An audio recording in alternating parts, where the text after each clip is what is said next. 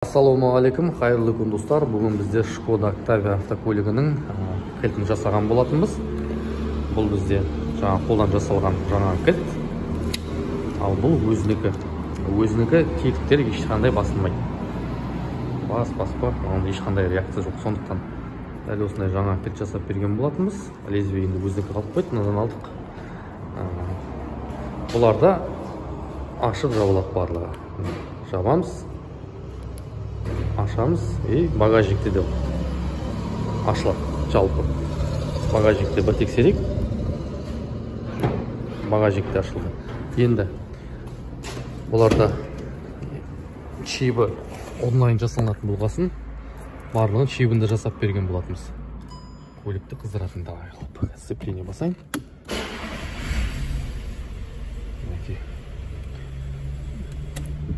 Осылай мне жаңа кілт жасап берген болатынбыз Шкодада. Жаңағыдай кілттеріңіз бұзылып жатса, хабарласыңдар. Корпустар әзірше жоқ, тұтас кілттің өзі бар. Хабарласыңдар.